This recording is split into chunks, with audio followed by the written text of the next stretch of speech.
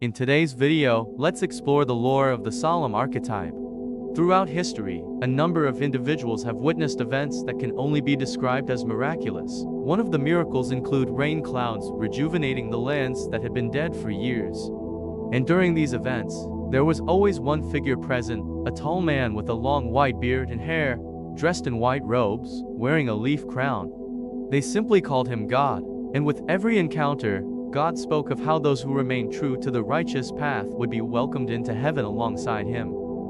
There was this one rule that God always reminded his followers when their time will come to enter heaven, and it is that, if anyone touches the forbidden artifacts in the divine realm, will be banished from heaven and lose their angel wings. However, despite all the warnings said by God, there was still one maiden who dared to touch the forbidden artifacts. She first touched the forbidden dress, a sacred garment woven from celestial threads. Her second offense was taking the forbidden lance, stored in God's treasure room and previously wielded by God himself. Finally, she drank all the holy water from the forbidden chalice and emptied it to the last drop.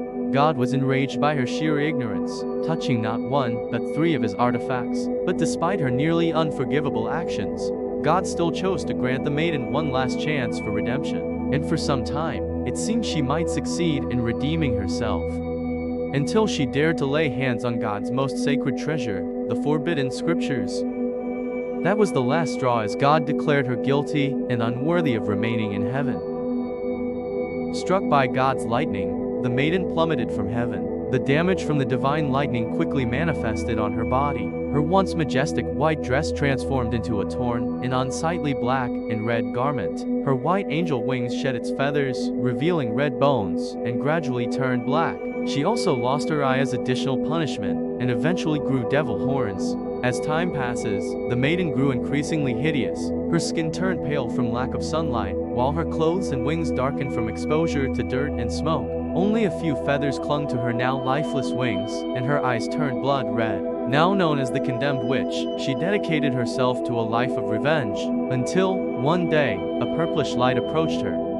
A dark fairy named Asmodeus rescued the Condemned Witch and led her to the Darklord shrine. Asmodeus revealed herself as a Darklord, one of the fallen angels banished from God's heaven, just like her. The Darklords sought revenge on God and devised a plan to defeat him and absorb his powers. Darklord Nastan opened a stairway to heaven, and the Darklords took turns battling God to weaken him.